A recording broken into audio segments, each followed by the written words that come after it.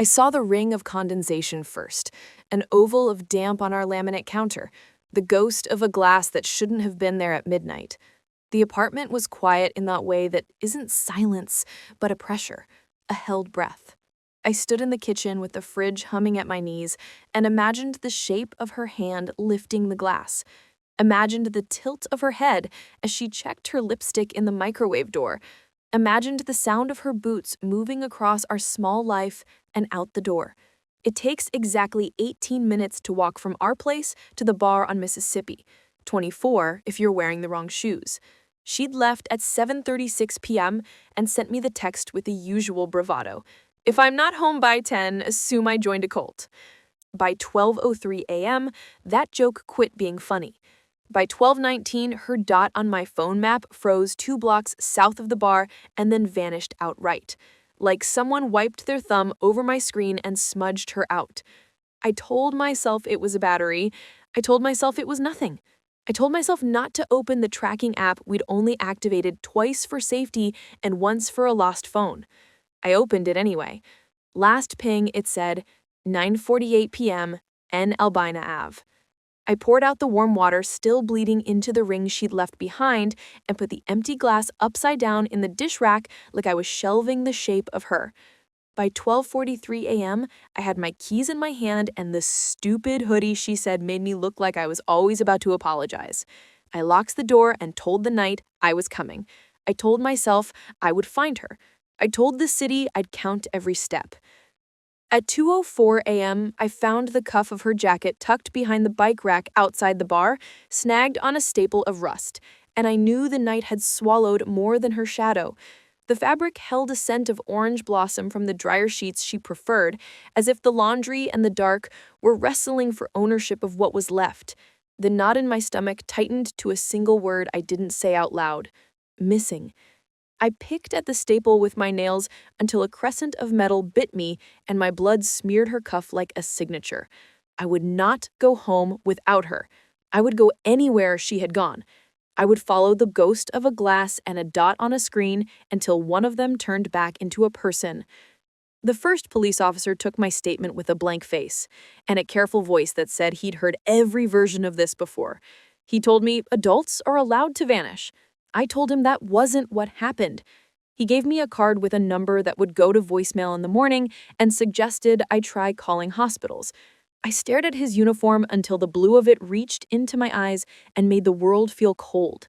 I heard my voice as if it was coming from the freezer where we keep the ice.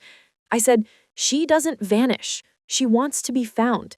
He said, "By 10 a.m., if nothing, call again." I said, "I'll call at 6. He shrugged like I was a schedule he didn't have to keep. I left with her cuff in my pocket, her dot dead, and the night pressing down.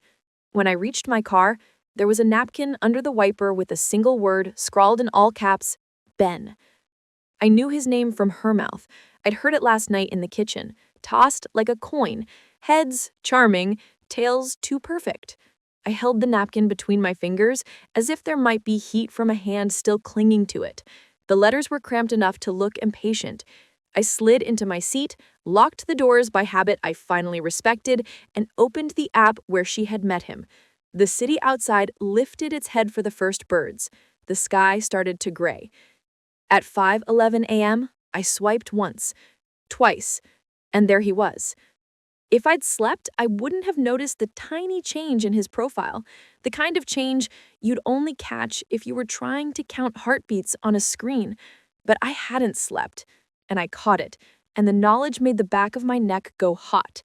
The photo was new, and the caption had shifted like a house you didn't realize was settling until the doors no longer lined up. Something about him had moved in the dark. I met Emma on a Tuesday, 5 years ago, at a temp job where names were printed on masking tape like we were all parts in a rented play. She had an ability to make fluorescent lights seem like decoration instead of punishment. Her voice made other people explain themselves without feeling interrogated. When we decided to share rent, it was because we both had strange schedules and fewer illusions about what we could afford. Our apartment had a balcony that faced a maple, and in autumn it felt like living behind a curtain of fire. She knew my coffee order and my entire medical history. I knew the way she made choices, fast, precise, and with a private rubric she didn't defend. She collected half-finished hobbies the way other people collected mugs: rock climbing, bread baking, sour-sweet whiskeys in heavy glasses. Men, too, sometimes. Not from recklessness, but from a curiosity that could outrun her caution. We had rules: text when you arrive, share the profile, use the Find Me app, trust the other's gut.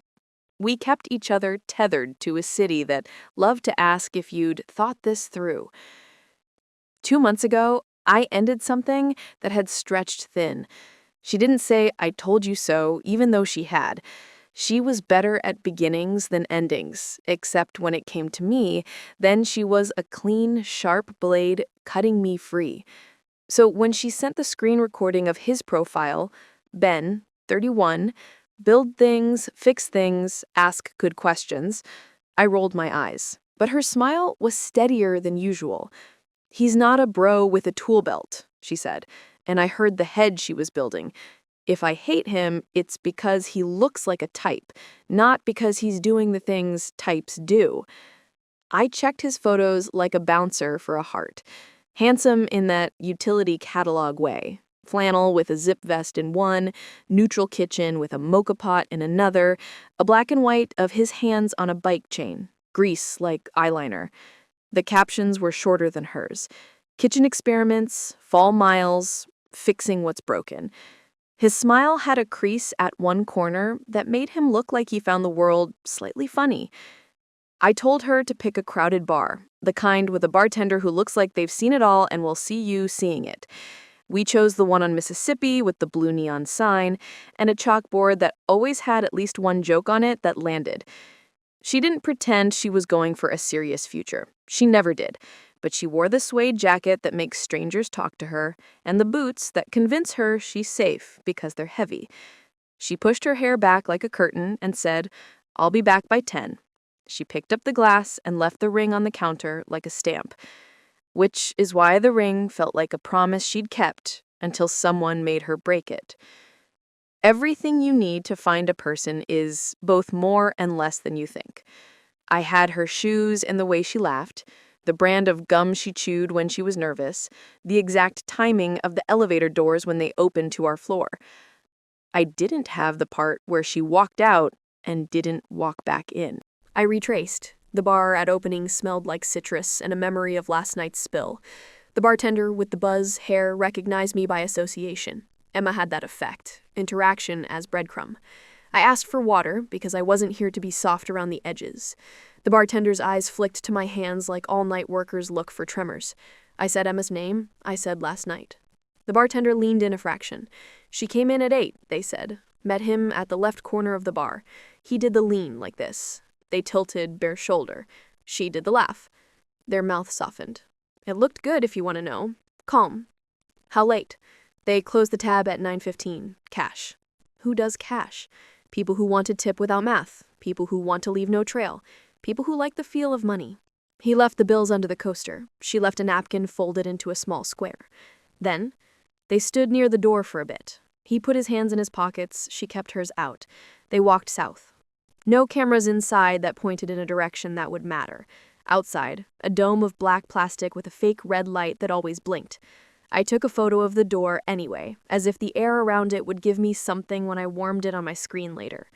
I walked the direction the bartender had pointed, south on Mississippi at a measured pace, recreating the steps, mapping the light. Past the thrift store with the dinosaur in the window, past the plotted garden with hand-painted signs about community. The tracking app said, last ping, 9:48 p.m., North Albina Ave. That meant they cut over a block, to a street with better parking and fewer eyes. I crossed. At Albina and Shaver, a street lamp flickered like a nervous habit. A bike leaned unlocked against a fence as if the owner trusted gravity. I stopped under the flicker. My phone vibrated with nothing. A cat slid under a car. I replayed their shapes on a map. She said goodbye at the door if she felt uncertain. She hugged at the corner if she felt soft. She walked another block if she decided she wanted more air. If he asked where she lived, she lied by at least 6 blocks. She always did. If he insisted on walking her, she let him, but turned early. If he offered a ride, she said no, because she liked the way city night sounds scraped into her. Lived in. Proof she was here. A car idled 2 houses down when I stood there. The engine noise was boring enough to be safe and constant enough to be suspicious. I watched the driver's silhouette angle toward his phone.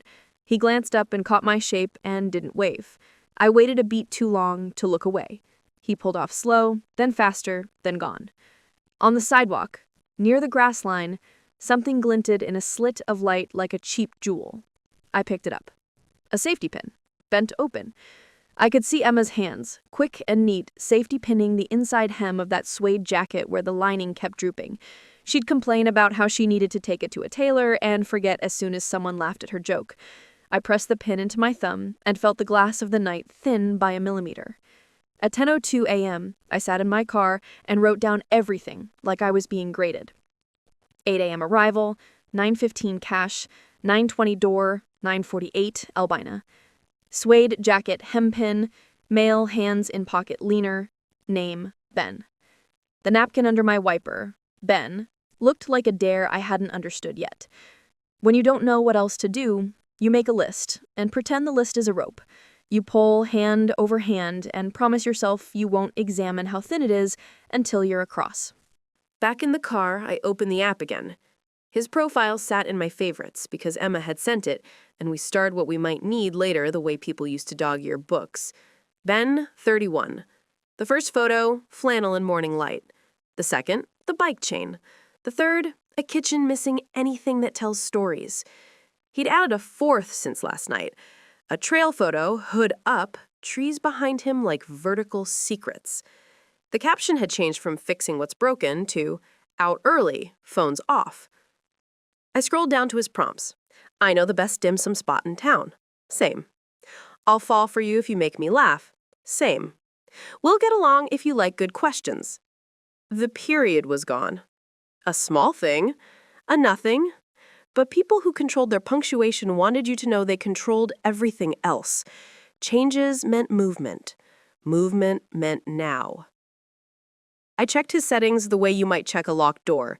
Distance radius, within 5 miles. Last active, just now. The direct message thread with Emma was blank to me, private as a closed door. I couldn't read it without her phone. What I could do was set my profile to his bait. I hadn't used the app since before the ending I wasn't mourning properly. I scrubbed my photos down to the practicals. No glam, no angles that made me look like my mirror was lying. I answered the prompts like a person who didn't have plans to be a detective this week. I like a good hardware store. I fix what I can, call a pro when I can't. I'm not a fan of leaving people waiting. I widened my radius and pointed it at him like a flashlight. Within minutes, the app pulsed. A match! The confetti felt obscene. His first message, you like hardware stores? I typed, deleted. Then, they smell like possibility. Also, law screws. He replied instantly. And those helpful bins of things you didn't know you needed. I pictured him leaning in. I pictured his hands on the bar, clean of chain grease for a date. I pictured Emma's smile and the way it grew if she was surprised. He asked for coffee. Not tonight, today, late morning. He was pushing speed, which meant he either liked momentum or wanted to control timing before someone else did. I said yes and gave him a cafe we didn't share, across the river with a staff who think everyone is writing a memoir. I set it for noon, which left me enough time to decide how far I'd go. I told myself I was gathering information. I told myself I was beat, but the hook was mine. When you decide to pretend to be someone you almost are, the lie holds as well as a truth. The danger is you can forget which parts you invented. The cafe smelled like burnt sugar and an overheard argument. I sat with my back to a wall and my face to the door. He walked in with the exact expression I expected, open enough to invite, closed enough to manage. His eyes did a quick perimeter scan that told me his habits. Exits first, mirrors next, then people. He saw me and smiled like I was a plan working. He was, in the honest way of faces, handsome. Not flattering to say, but useful. His shoulders fit his shirt like someone measured. He put his hands on the chair back before he sat, like he was establishing territory without scaring it. I didn't offer my hand because I wanted to see if he would require it. He didn't, which told me he liked to look casual while making careful choices. He ordered a black coffee and didn't ask what I wanted, which I wrote down in my mind as a note and not a sin. He asked normal questions: job, neighborhood, best place to walk on a Sunday if it's raining. I answered like a human who had slept. He said he built out kitchen renovations. He said he liked how older houses forced you to discover the decisions of other people. He talked enough to fill silence, but not enough to get messy. He didn't ask for my last name. I didn't offer his. I kept my own questions braided with truth. You ever meet up around Mississippi? Yeah, he said. Good bars there. Last night? I asked, as if it was a casual check for shared ghosts. His gaze did a drop to his cup and back, a half-beat you would miss if you liked him. He said, I was on a run early, went to bed around 10. A lie. Without specifics is a tarp. He'd laid one down. I put my foot on the edge. I told him I make lists when I'm anxious. He smiled like he'd read the manual. What's on today's? Keys, wallet, don't talk to strangers. He said, I'm not a stranger. Anymore. I let myself wonder what he looked like with his guard down, and then reminded myself that wondering is how people disappear. In the reflection of the cafe window, a man sat in a parked car across the street, hands not moving on the wheel. I felt the awareness of him like a draft. I said, hold my seat, stood and walked to the bathroom as if I was allowing him to watch me leave and return. In the bathroom, I locked the door and texted myself the plate number, the make, the color. I splashed water on my face so I'd come back a shade changed, and he'd have to recalibrate. Back at the table, I asked about the bike photo. He said he rides in Forest Park. I said the trees felt like they were listening. He agreed like a person who likes being believed. What's your favorite question? I asked. He thought a second. How did we get here? I said, we said yes to coffee. He smiled. It reached the crease at the corner of his mouth, the one that Emma would have liked. I finished my drink and looked at the time like I had somewhere safe to be, because it's a way to see how a person reacts. He leaned back and arranged his face into easy. He said, you're good at this. At what? Having an exit. Everyone should be good at that. He nodded once, slow. We should do this again, soon. I don't like dragging things out. Tomorrow, same time. Different place. I like to move. I wrote a place down on a napkin and slid it over, the way Emma would in a movie. He took it, folded it into a small square, and slipped it into his pocket. We stood. He didn't reach to touch me, which felt like a calculated kindness. He walked out first and checked the street like a habit. The car I'd noted pulled away then too smoothly to be a coincidence. I watched Ben watch the car leaving, and there was the slightest tilt to his head, as if he recognized something too small for me to name. I stood in a doorway until he turned the corner. My hands shook, but not from fear, from the feeling of a door I had opened without knowing what room it led to. When someone who is lying decides you're useful, they will make room for you. Being allowed in is not the same as being safe. I cleaned our place like it might confess. Grief cleans differently than guilt. Grief stacks, guilt scrubs. I did both. I had her cuff on the counter and the safety pin on a saucer like an offering. I powered on her laptop because the police would ask first, and I wanted the answers to be mine. Her email held the usual: promotions, recipes, a newsletter from a woman in Idaho who writes about gardens like they are co-conspirators. The absent notifications to a separate folder we'd named Markers. She'd shared that folder with me. The thread with Ben had a timestamp and nothing else. She had a habit of deleting messages that contained plans, a precaution we'd invented on a boring night and kept like other people keep vitamins.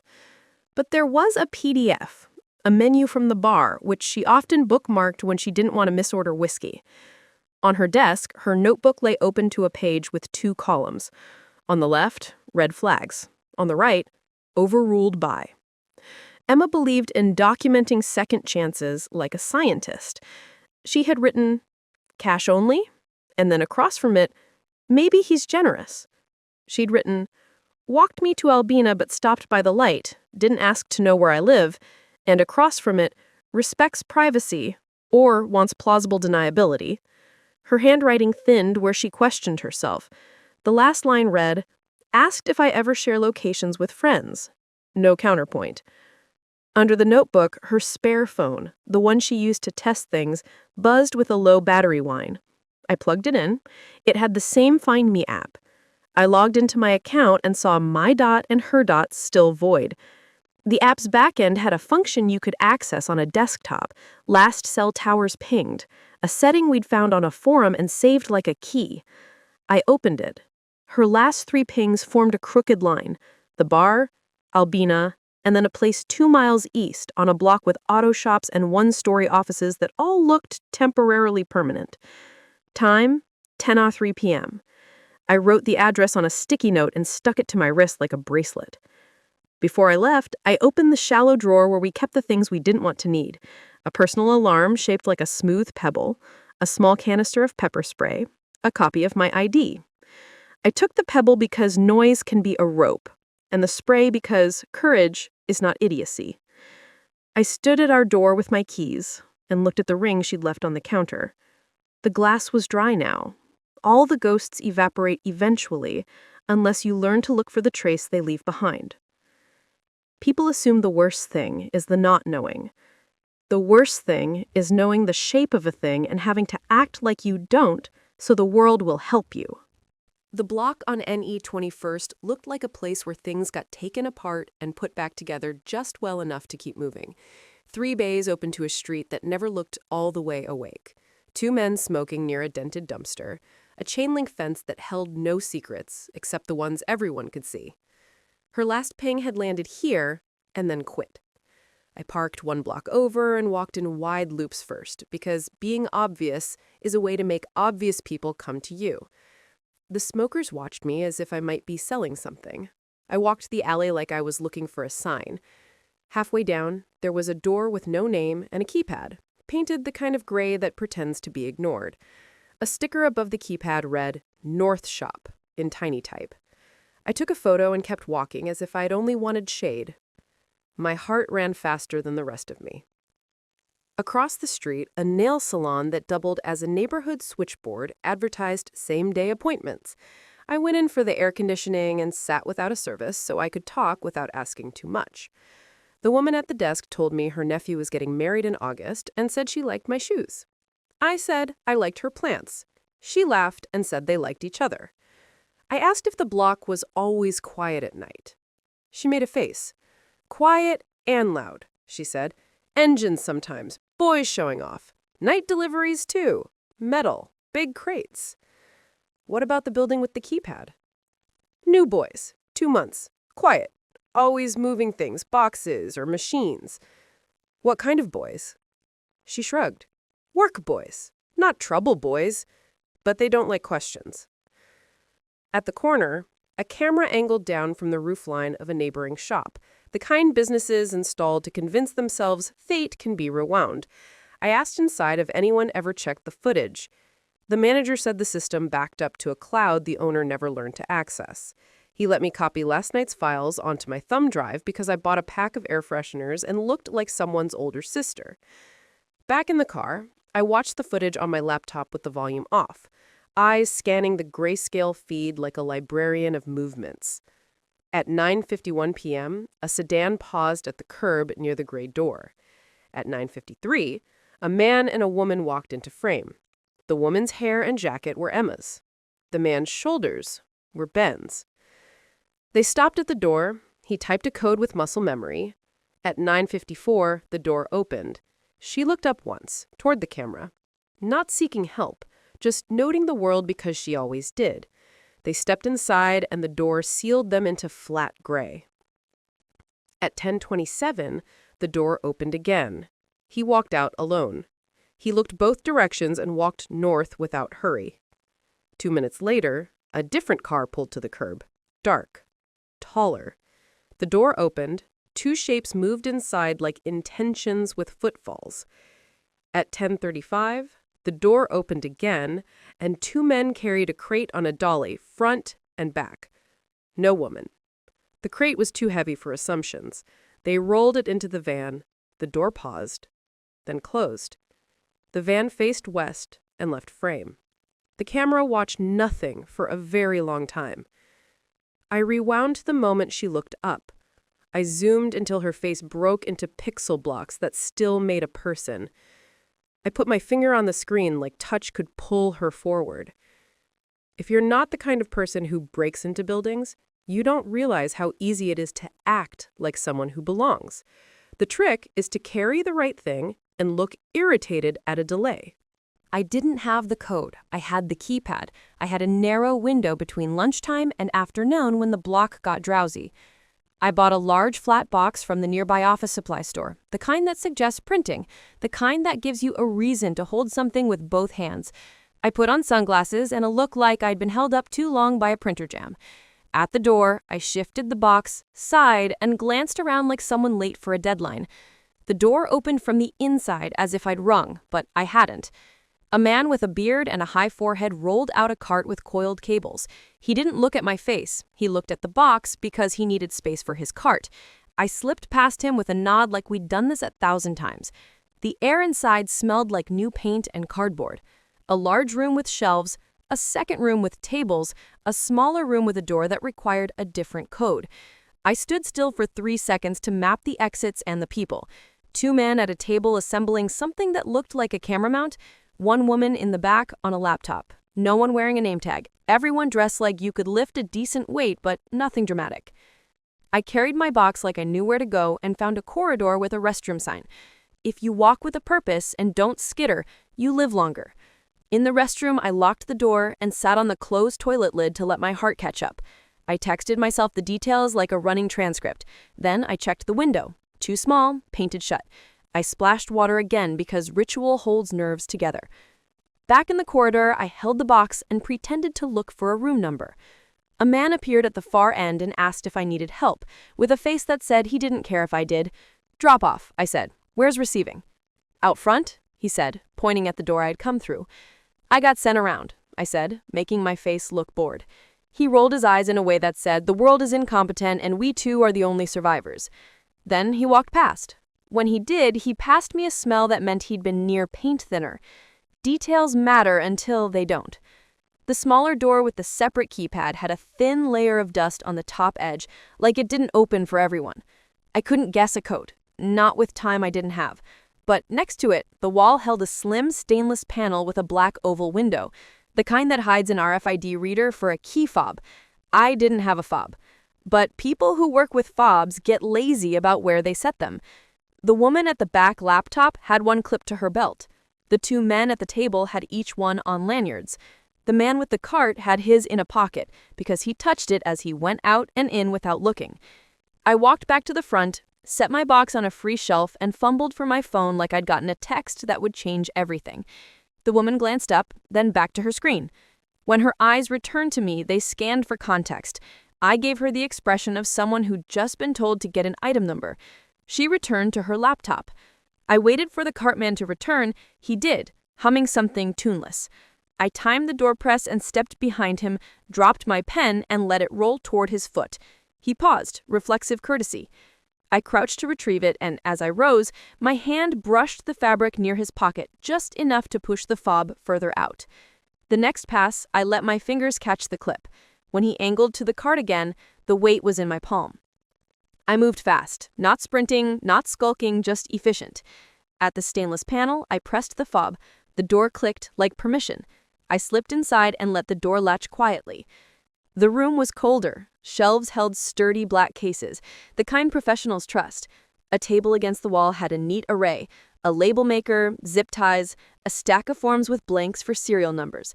Another door stood at the back, unmarked, with a deadbolt and a peephole. My hands shook in a small, mean way. On the label maker, the last printed text read North/Kit/C. The stack of forms listed camera bodies and stabilizers, and at the bottom of one page, crate dimensions that matched the rough size of the box I'd seen on the camera footage. The word crate inked itself on the inside of my eyelids. On a shelf, a small collection of personal items that didn't belong with gear. a reusable water bottle with stickers of national parks, a book of crosswords, a jar of coins, and smack in the middle, a hair tie the specific shade of brown Emma wore last week. Not proof, not nothing. The back door's deadbolt required a key, and the peephole offered a fisheye view into a short hallway ending in another great door. I watched for a full minute. Nothing moved.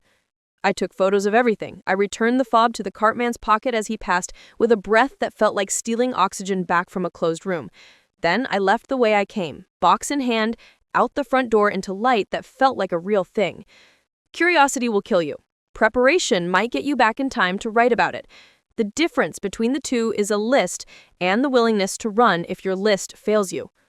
At home, I made a map with tape on the floor because flat screens can't always hold a body. Bar to Albina, to North Shop, to Crate, to Van, to Gone. I laid the safety pin at Albina. I placed the cuff at the shop. I sat in the middle like a person at the center of a web. Not a victim. Maybe a spider, if I could stand it. I opened my laptop, the footage on one screen and the app on the other. Ben's profile still read out, early, phones off. He'd left the cafe offering tomorrow. I messaged, actually tonight? Short walk? He replied, in 2 minutes. Tonight works. 8. Laurelhurst Park. Public, variable light, a lake that swallows sound. I said yes and put the Pebble alarm in my bag. Then I did the thing I hate almost as much as asking for help. I called the detective line again and left a message that included the words kidnapping, evidence, and I will come down there with a lawyer if you tell me adults can vanish today. I attached the footage to an email so the words wouldn't be alone. While I waited for a call that didn't come, I went through Emma's drawer of practical ephemera. She kept receipts folded into origami, the bar receipt 2 weeks ago from another date, credit card noted, the rideshare credit from last month when a driver bailed, the dentist appointment card with a cartoon tooth and a smile that looked like it had secrets. At the bottom, a small USB drive with a bright red cap. Emma used red for things she didn't want to lose.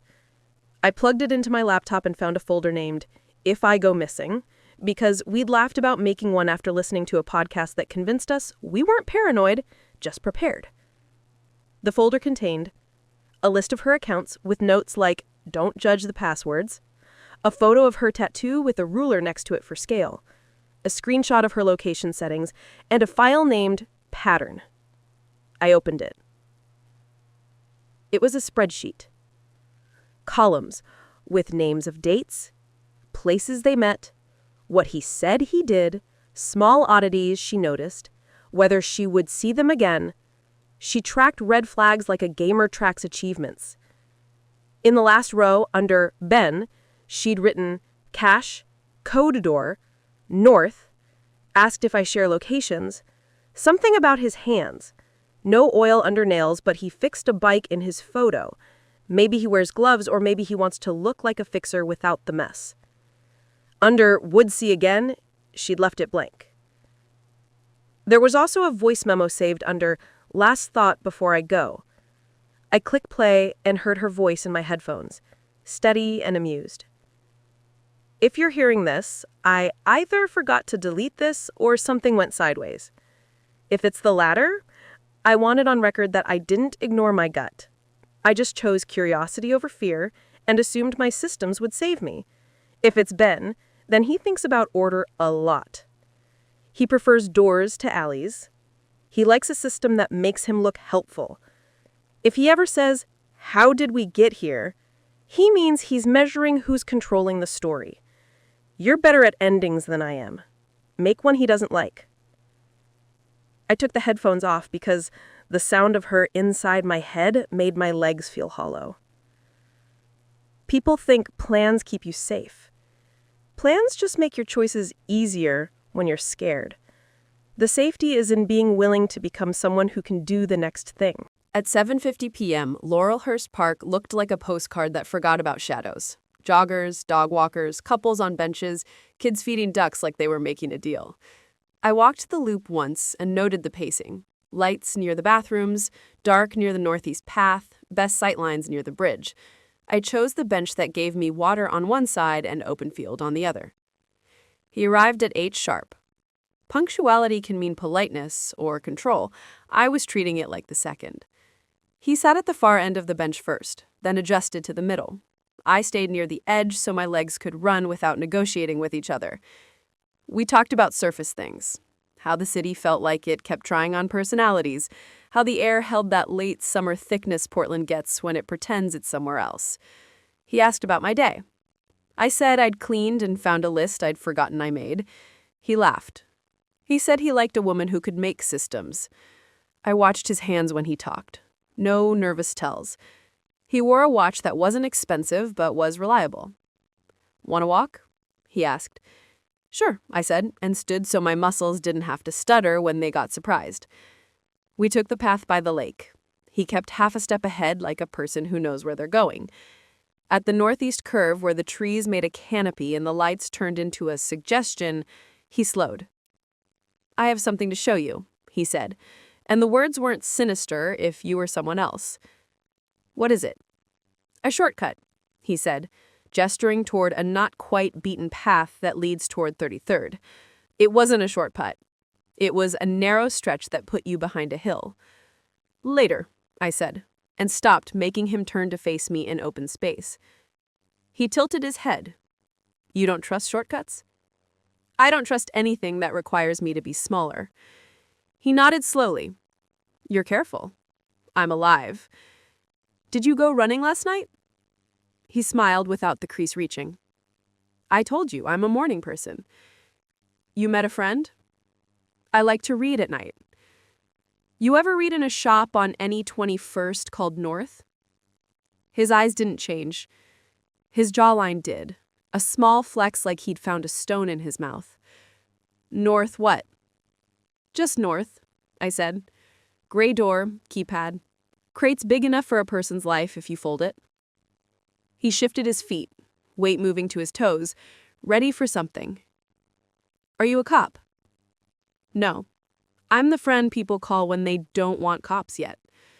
"What do your friends call you?" "I'm persistent," I said.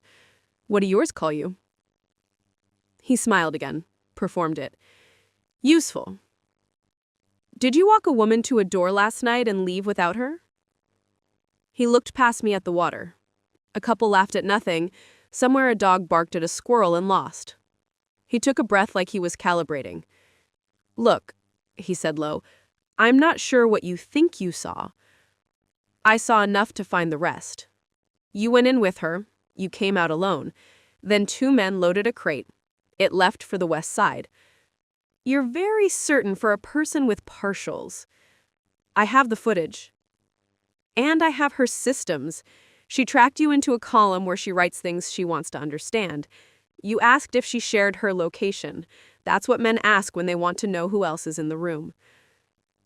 He wiped his hand across his mouth, a gesture that looked like erasing a smile. "What happens if you're wrong?" "I apologize. Loudly. In front of anyone you want." "And if you're right?" "I'm not here to negotiate outcomes.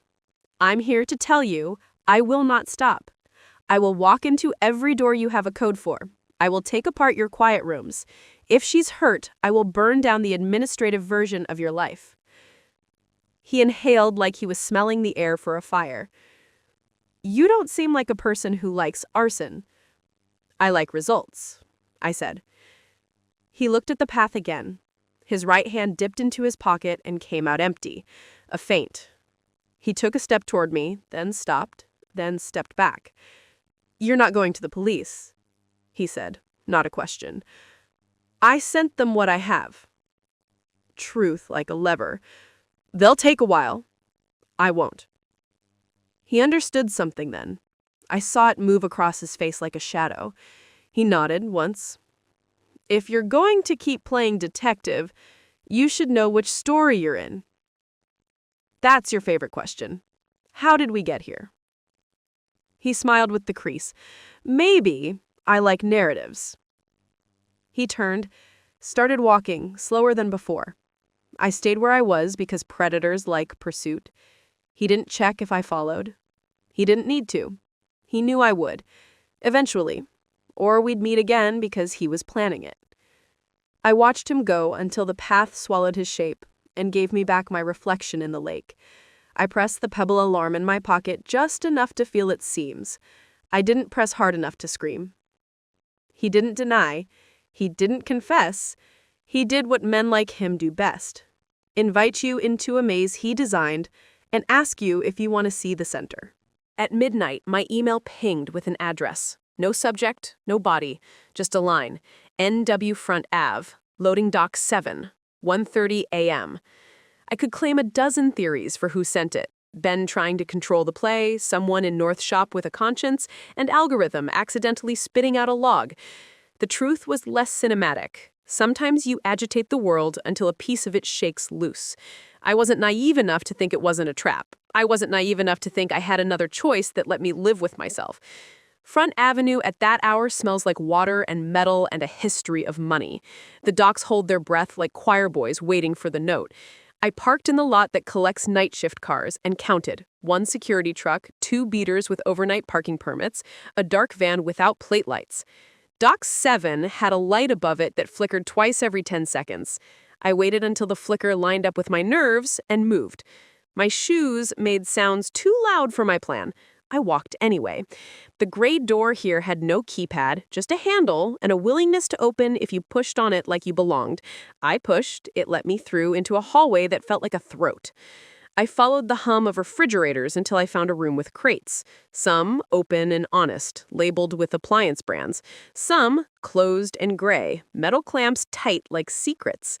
In the corner, a wheeled cart. On it, a black case with North/Kit C in neat tape. The label maker had good reach. The air was colder here, the kind of cold that keeps things fresh or keeps them from speaking. I touched the nearest gray crate and recoiled from my own superstition. Then I forced my hand back because fear isn't evidence. The side panel had a shipping grid with destinations and dates. 2 crates were set for E, 9:15 Astoria. One had a note, hold for Ada H. Peace. I pulled my phone, turned on the flashlight, and scanned for anything that wasn't logistics. On the floor, along the wall, a tiny smear the color of my hair dye when it's 2 weeks old. Not blood, rust, paint, who knows. But near it, almost invisible against the concrete, a single bead from the bracelet Emma wore when she wanted to feel less like a person trying to impress anyone. A glass bead, translucent blue. I closed my eyes, then opened them, because open is where danger tells truths. I pocketed the bead. I moved to the door on the opposite wall. It opened into a short corridor and another door and the scent of river. Behind me, footsteps. One set. Unhurried. I didn't run. Running invites a chase, and I didn't know if I needed to be chased. I turned. Ben stood in the doorway like he'd been all along. His hands were empty. His face was arranged for negotiation. "You shouldn't be here," he said. "Agreeing," I said. "Where is she?" "You're brave," he said. It didn't sound like a compliment. "Or stupid." I said, "Persistent, your word." He looked at the crates. "This place belongs to a friend," he said. "I don't control what moves through it." "I control enough," I said. "You have keys to rooms you shouldn't have." He took 2 steps into the room. "Let me ask you something," he said. "What if the person you're looking for doesn't want to be found the way you think?" "She does," I said, too fast for him to miss it. He tilted his head like I'd confirmed a hypothesis. "You believe you know her best." "I do." He walked to the black case and rested his hand on it like a pastor on a pulpit. He said, "You're right about most of your guesses, but you're missing the piece that makes the rest make sense." "At it," I said. He nodded towards the corridor. "You'll want to see." There's the point in every chase story where entering the next door becomes both the dumbest and only choice. If you don't like that part, don't start the story. The corridor turned into a storage bay with a single chair and a small table and a camera mounted high that didn't blink. On the table, a phone. Emma's. My stomach tried to leave my body and failed. The phone's screen was on. A video file waited with a play triangle like a dare. "Ben stayed by the door. For you," he said. "She told me you'd come." I pressed play. Emma's face filled the screen. Not bruised, not pleading, tired, determined in a way that made my eyes burn. If you're here, you did all the things I knew you'd do. Good. This part will make you mad, so I'm saying it in full sentences. I went with him on purpose. I wanted to see the thing behind the door. I wanted to know how the city works when it's not on the tour. He's not what you think. He's not nothing either. He's a door. Behind him is a system. Some of it's legal, some isn't. None of it is simple. She exhaled. I let them put me in a box because I needed to see if the lid had light leaks. It did. I could breathe. I could count the screws. I could listen. I learned the route. I learned the names they call each other when they're bored. I learned who they hand off to when the money changes hands. I learned the time it takes. She looked away once, then back. I wasn't in danger in the way you're thinking, not from him. From the world, sure, always. They think I'm inventory because they think everything is. They're wrong. But I went with it because information is a way to make the odds fair. She leaned closer. I chose this because the cops don't care until someone bleeds in public, because missing women get sorted by a calculus no one admits to, because if we don't have the map, we can't burn the roots. I have the roots now. She smiled small. I knew you'd find the bead. I knew you'd find the footage. I left you the napkin with his name because I needed you to look. I'm sorry for that. Use what you have to get what we need. Her voice softened. One more thing. Don't trust the person who texts you anonymous addresses. That's not him. That's the one who enjoys the puzzle more than the solution. The video ended. The screen went black. My breath did something ugly and then fixed itself. I turned to Ben. He didn't look smug. He looked like a man who'd practiced standing still while people rearranged the meanings of things around him. I turned to Ben. He didn't look smug. He looked like a man who'd practiced standing still while people rearranged the meanings of things around him. She's safe? I asked. She is, he said. For now, because she made herself useful to people who value that above decency. Where is she? That you can't ask me. Not because I won't answer, but because if I answer, I remove the one advantage she bought with all your fear. I swallowed my rage and found the vein of ice under it. Then, what is this? I asked, holding up the phone. A transfer, he said, of pressure. You have enough to light up the right screens. You have a timeline and footage and a name. Use them. Not like a bomb, like a metronome. Keep time, make them dance to it. He stepped back toward the door. Tomorrow, you'll get a message with a drop. In it, her notes. Routes, schedules, handoff points. You'll send them to the person who doesn't want to wait. Not the cops yet. A reporter who won't blink. Then you'll send them to the cops with the reporter CC'd. Then you'll sit very still and answer your phone. Why are you helping? I asked. He hesitated. It was the only time I saw him uncertain. Because I was wrong about what I was fixing, he said quietly. And because she made me believe she can win. People like me don't believe in that often. People like you, he said. Men who build systems so we don't have to look at the parts. We call it order when it's just habit with PR. The door behind him opened. The man from the car outside the cafe stood there, hands at his sides. He looked bored and lethal in equal measure. Ben glanced at him, then back at me. Go. Now. If you stay, they'll make a new plan that uses you. I held the phone so tight, my knuckles looked like I'd borrowed them. I wanted to grab his shirt and make him say where, but Emma's voice in the video held my wrist. She'd ask me to choose the story she needed, not the one I wanted. I ran. Not an elegant run, a run like a drawer slammed shut. I didn't look back until I was in my car with the doors locked and the engine threatening to stall from my shaking. At home, I watched the video 3 more times until my body understood that she was breathing air I couldn't see. I wrote the email to the reporter I'd been hate reading for years. I attached the footage, the grid numbers, the shop photos, the beads photo next to a penny for scale, the napkin with Ben like a brand. I CC'd the detective who still hadn't called me back. I pressed send and felt a mechanism larger than me begin to turn.